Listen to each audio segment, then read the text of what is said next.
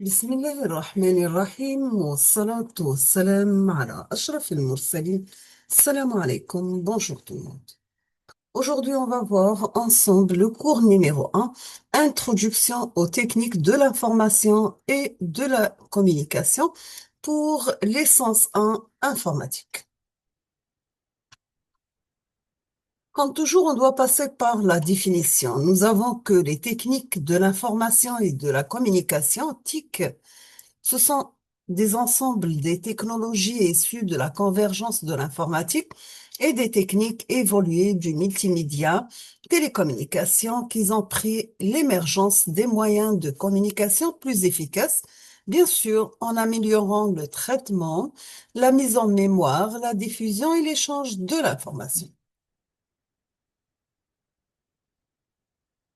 Les techniques de l'information et de la communication permettent aux utilisateurs de communiquer, accéder aux sources d'informations, stocker, manipuler, produire et transmettre. Bien sûr, sous forme soit du texte, images, son, vidéo et bien sûr avec l'interface graphique en utilisant les techniques de l'informatique, l'audiovisuel, multimédia, Internet et télécommunications. Donc, nous avons que le traitement de l'information passe à la forme de l'information et on termine avec les techniques utilisées. Bien sûr, on a cité les différents types pour chaque traitement ou bien chaque technique. Sachant que les différents acteurs du domaine de techniques de l'information et de communication sont les secteurs producteurs de TIC, bien sûr, ce sont les fabricants d'ordinateurs et de matériel informatique, de télévision, radio et téléphone. On trouve aussi les secteurs distribueurs de TIC, commerce de gros de matériel informatique, etc. Sans oublier les secteurs des services de TIC, télécommunications, services informatiques, services audio, visuels, etc.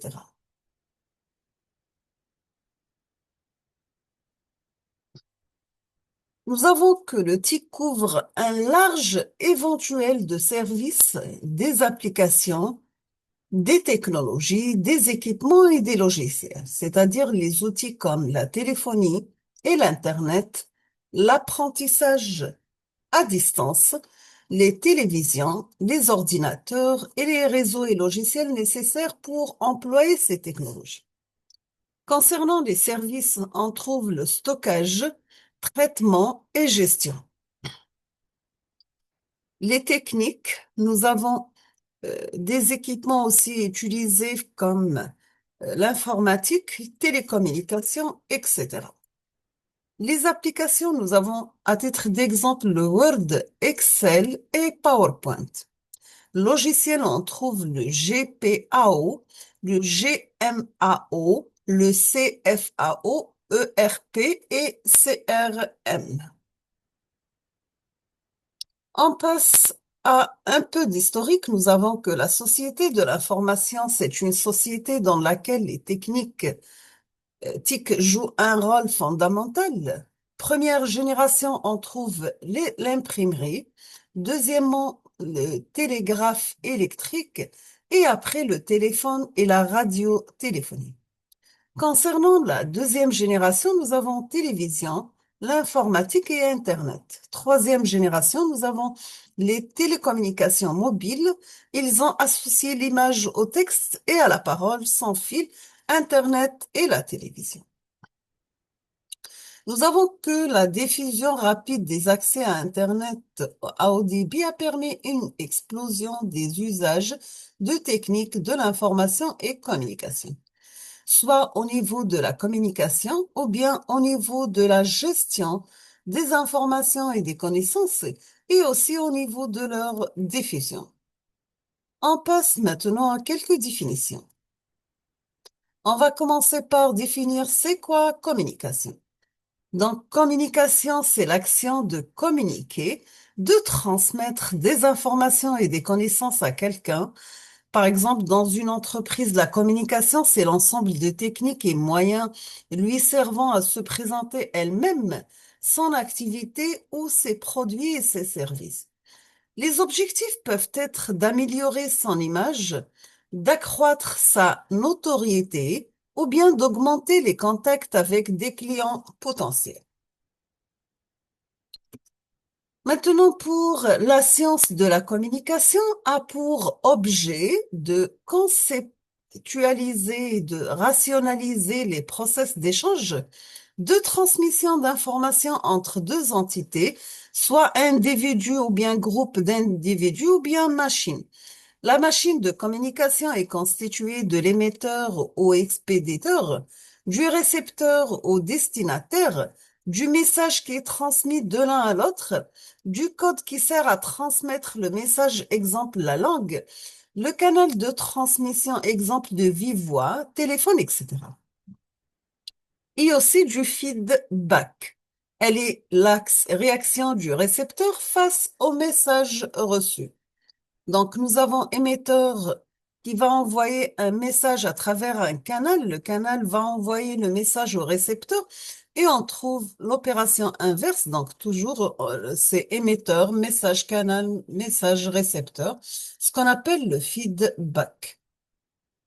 Quel est l'objectif de la communication? Donc, au niveau du cognitif, c'est-à-dire le savoir, le faire savoir, pardon, c'est le niveau de la connaissance. La communication a pour but la prise de conscience, l'attention, la notoriété et l'information de la cible au sujet d'une marque, d'un produit, d'une idée ou bien d'une entreprise. Au niveau affectif, faire aimer, c'est le niveau de l'appréciation. La communication agit sur les attitudes. Elle a pour objet d'éveiller l'intérêt, le désir et la préférence des individus. Maintenant, si on va parler au niveau comportemental, c'est-à-dire faire agir, c'est le niveau de l'action. Le but est d'entraîner une action se traduisant par un achat ou l'adoption d'un nouveau comportement. Voici les types de communication. Donc, une communication interpersonnelle de l'émetteur vers récepteur. Donc, en bleu, c'est l'émetteur, en mauve, R avec, c'est le récepteur. Communication de groupe, c'est-à-dire d'un seul émetteur vers plusieurs récepteurs.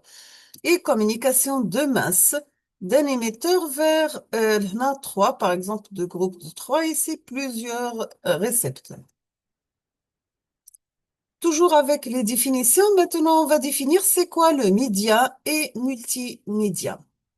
On va commencer par média. Média, c'est un moyen impersonnel permettant une diffusion large et collective d'informations, quel que soit le support. Nous avons les messages écrits, presse, édition, affichage publicitaire, la radiodiffusion radio, la télédiffusion câblée ou par satellite, donc télévision, la projection cinématographique. On trouve les films, documentaires et publicités, le réseau Internet des sites d'information de propagande et spams.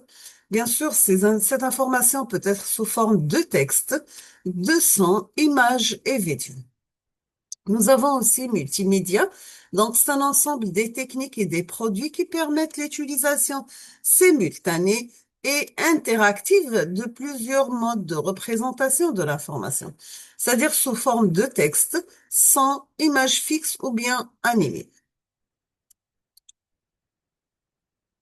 Maintenant, on va définir c'est quoi logiciel et application. Donc, logiciel, c'est un ensemble de programmes, procédés et réglés, éventuellement de la documentation relative au fonctionnement d'un ensemble de traitements de données. À titre d'exemple, vous avez les logiciels de gestion de production. Une application en informatique, bien sûr, c'est un programme ou bien un ensemble de programmes destinés à aider l'utilisateur d'un ordinateur pour le traitement d'une tâche précise. Exemple, une calculatrice de Windows. On termine avec la définition, c'est quoi les services? Et on va commencer par une définition tirée à partir de Wikipédia. Un service est une prestation qui consiste en la mise à disposition d'une capacité technique ou bien intellectuelle, ou bien en la fourniture d'un travail directement utile pour l'usager sans transformation de matière. Le service se distingue du bien ou produit par son caractère immatériel et par l'impossibilité de stockage. Un service est généralement consommé au moment de sa production et on peut classer les services selon l'objet sur lequel ils se portent. Soit des personnes, donc vous avez des enseignants, comptables, les soins médicaux et chirurgicaux et sous forme de choses, c'est-à-dire le nettoyage à sec, la réparation automobile et les comptes bancaires. Bien sûr, ce sont des exemples. على سبيل المثال لا الحصر. إذا وصلنا لنهاية الفيديو ونقول لكم حظ موفق للجميع إلى درس قادم إن شاء الله. شكرا.